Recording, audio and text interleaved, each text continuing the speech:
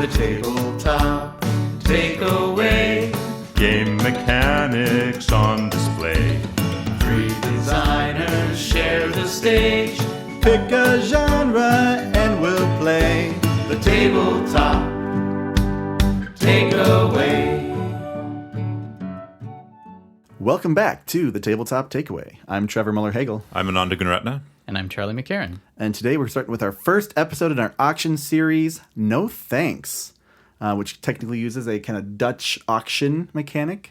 Basically, when it's your turn, you flip over a card. You can take that card, but if it is, it's points. If you take it and you don't want points, kind of like golf. So you can then say no thanks by giving one of your tokens, and that passes the play to the next person. And they say no thanks or they take the card, and it builds up tokens until someone grabs them, and that gives them extra bids in the future or a negative point at the end of the game. Which is good. Which is great. One extra little twist is that when you have kind of a run of cards, 2, 3, 4, 5, or I guess 3, 4, 5, because it doesn't have any 2s, then it would only use the lowest number of that run. So you can kind of bank up extra cards or link different sets together to get fewer points at the end of the game. And so there's a lot of little strategy points. Very simple game. The auction itself is very straightforward. And you're actually giving someone money instead of paying for something that you want. And I think that's a really interesting kind of reverse mechanic of the auction.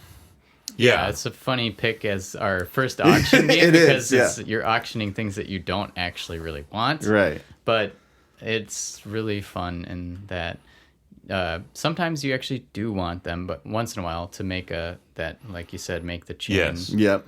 And bridge two groups of numbers that you've been working on, especially, then you really want to grab it so no one else is forced to grab it. In our game, that won the game for Charlie at the end there because he had some cards that had very high values. Mm-hmm. And he had two groups of these, which were worth, I think, over 60 points. Yeah.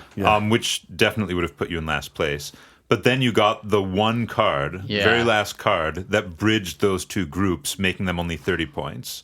Yep. And then won the game because of that. And it's a risk because 9 cards are taken out of the deck to begin with, so you might never get that connector. Right.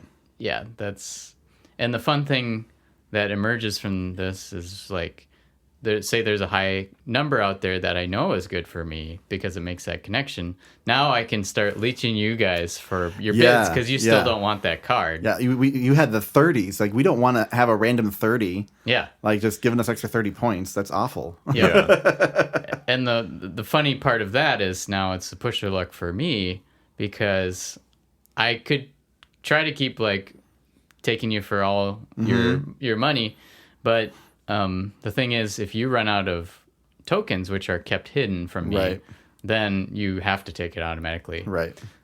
Or maybe someone's feeling spiteful and they're like, well, Charlie, I'm not going to let you get this. Now it's better for me to take that. I mean, right there at the end, I did have to do some calculations to figure out if taking the bridge card would actually put me ahead. Yeah. And I realized that I would lose either way. Yeah. Yeah, and I actually did lose either way because I had 70-something points, and I just didn't mention anything. Because I made too many nice kind of draws from those cards. Mm-hmm. I should have done more bids into it to decrease the value.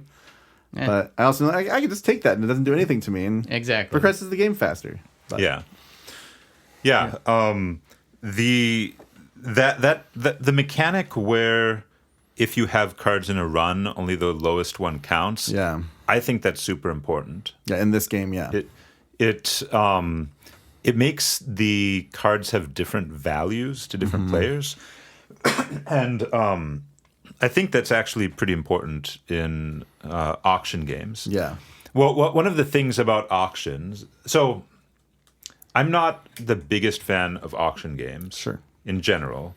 And I think part of it is sort of this lingering perception of auction games as just lazy design. It's I couldn't be bothered to price these things, so you do it. You bid on it, yeah. Yeah. And that's not necessarily the case, always. But I think one of the reasons why it isn't the case is sometimes you can make players value different things differently, so that one person has one price for it and another has another price, which will usually be the case in any game, but you can make the difference much starker, as is the case in this game, where if you have a 31, a 30 costs you nothing.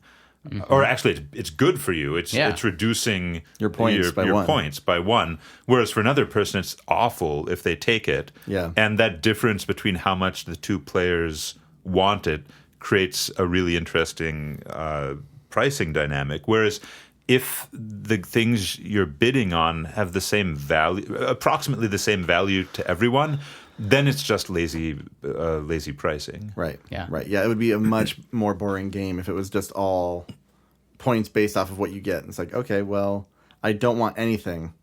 So, and I guess there's some like, what do I use my no thanks for? Yeah. Yeah. But yeah, I don't know. If you didn't have that run mechanic, this game would be nowhere near as good. Yeah. Well, and also thinking about it in an auction game, if you do in a normal auction game, if you don't want something, you just don't bid on it. Right. And so I think you can only get away with those extremes in this kind of thing, Where you can feel where clever. you have to bid or not. Yeah. Or take it. So yeah, because I think that is a downside to auction games where everyone wants these things. It is a little bit more formulaic. Like, okay, I'm going to bid a little bit, then you bid a little bit more, then you bid a little bit more, a little bit more. So I think Right. if you are trying to make an auction game, figure out some sort of twist, like no thanks. Yeah. Or as we'll see in the future games we talk about, maybe the auction is a part of a bigger game. Yeah. Sure. But I think I am going to take this as my takeaway a little bit early. Yeah. Which is that in an auction game, there should be reasons why some players value an item a lot more than others. You do not want a situation where everybody has roughly the same idea and the auction is just a way to arrive at the correct price. Yeah.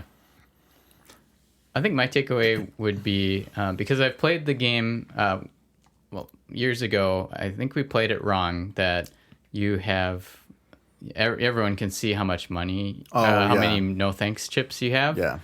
And then we realized back then, like, wait, these are supposed to be hidden, aren't they? Yeah. And I think that makes a huge difference too, because it becomes much more risky to like keep pushing it when I don't know how many chips you have left. Yeah. Well, and I think I've seen that in a lot of games with auction mechanics, where the money is hidden. Yes. Yeah. In fact, I would say more often than not, in games with auction mechanics, usually there's some sort of player screen that I guess for the auction itself, if it's like a simultaneous auction, you need a player screen, but it still seems very common to hide the money. Yeah. Except in splatter games, which often have some sort of auction mechanic and the money is completely public. So for my takeaway, I think it's going to be more about kind of the design process. And when you're designing an auction game, I think you should really play with the difference between an appreciation auction and a depreciation auction. Okay, And so those are going to be the two. So like appreciation is where, you're going around bidding higher and higher to get something that's positive, where depreciation is that it gets less and less valuable as you go around. Right. And so that's what we just did with the Dutch auction.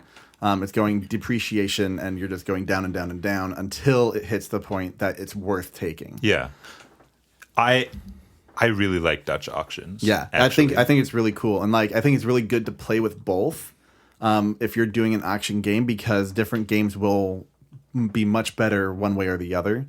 And I think Dutch auctions are a really fun way to play with that. Yeah. Yeah.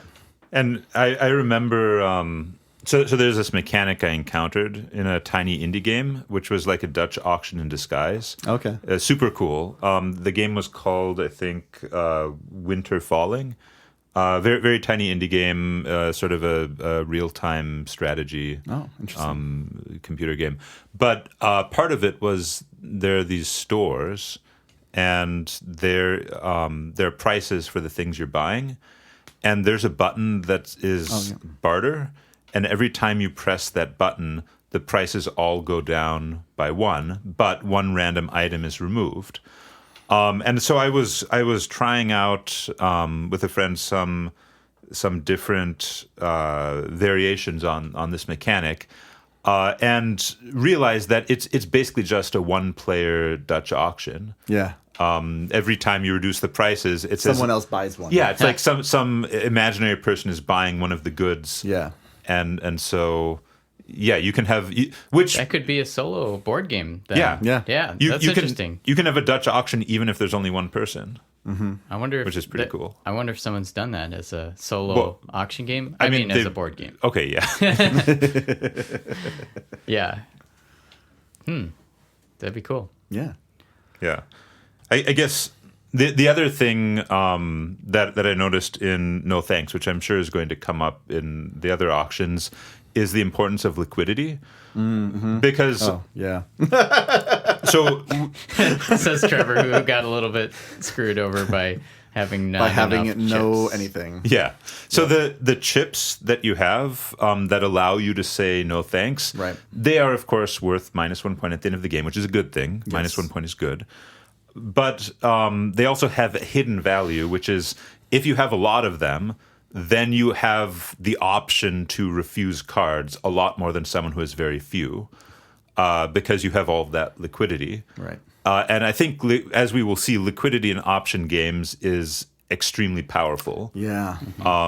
Because when you have the option to buy something or not to buy it, other people have to take that into account, even if you don't buy it. Which that's less the case in this game, because this game is just, okay, do I want to pass it or not?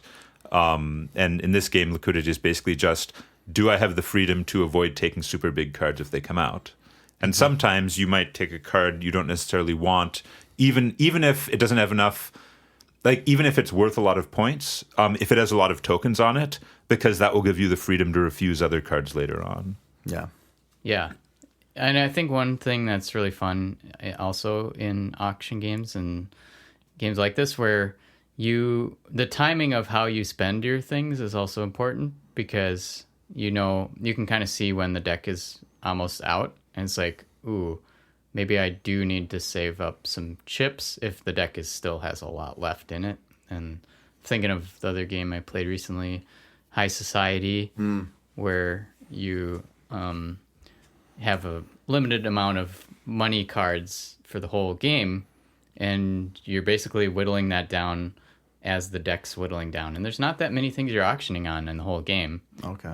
But yeah, deciding when do I burn up this high, because that game is interesting because it has you have like a 1, a 2, 4, 8 or something, and you have some very high value ones, but you can never make change in that game. So you're just spending this and like, ooh, I better save the particular money values.